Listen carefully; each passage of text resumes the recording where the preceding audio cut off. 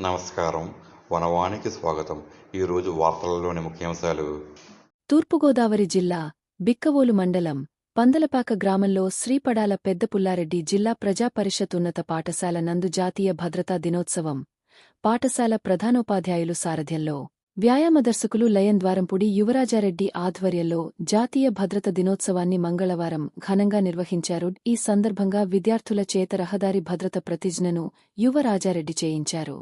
విద్యార్థులకు ప్రయాణించేటప్పుడు తీసుకోవలసిన జాగ్రత్తలు, వాహనాలు నడిపేటప్పుడు, రోడ్డుపై నడిచి ప్రయాణించేటప్పుడు తీసుకోవలసిన జాగ్రత్తలను విద్యార్థులకు ప్రధానోపాధ్యాయులు చిర్ల శ్రీనివాసరెడ్డి వివరించారు. ప్రతి ఒక్కరూ విధిగా హెల్మెట్ ధరించి వాహనం నడపాలని, ఫోన్ మాట్లాడుతూ వాహనం నడపరాదని, నిబంధనలు తప్పనిసరిగా పాటించాలని విద్యార్థులకు తెలియజేశారు. ఈ కార్యక్రమంలో ఉపాధ్యాయ ప్రతినిధి కర్రి వీర్రెడ్డి, టి జయకృష్ణారెడ్డి, శ్రీనివాసులు రెడ్డి, వల్లిసా, వెంకటరమణ, శ్రీనివాస్, నాగబాబు ఉపాధ్యాయుని, ఉపాధ్యాయులు పాల్గొన్నారు. రహదారి నాగరికతకు చిహ్నం, ప్రయాణం ప్రగతికి సంకేతం. సాంకేతిక యుగ వాసులమైన మనకు ప్రయాణం ఒక తప్పనిసరి అవసరం.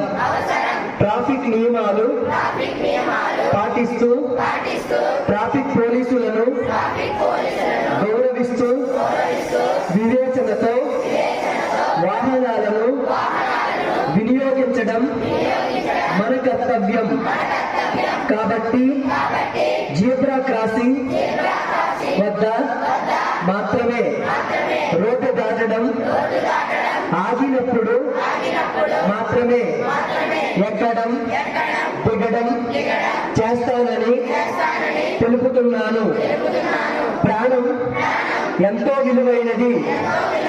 హెల్మెట్, సీట్ బెల్ట్ లేకుండా మితిమీరిన వేగంతో, నిర్లక్ష్యంతో, అవగాహన రాహిత్యంతో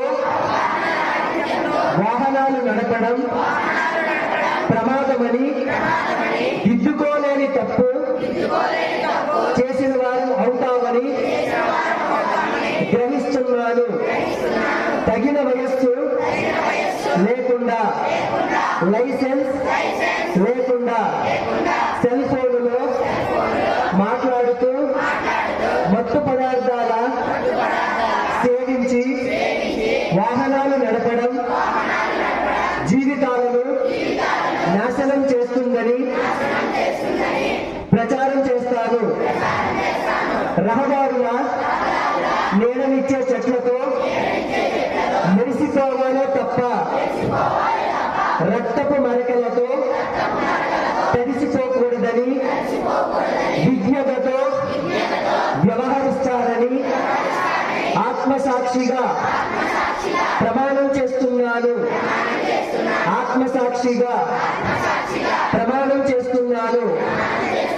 ఆత్మసాక్షిగా ప్రమాణం చేస్తున్నాను.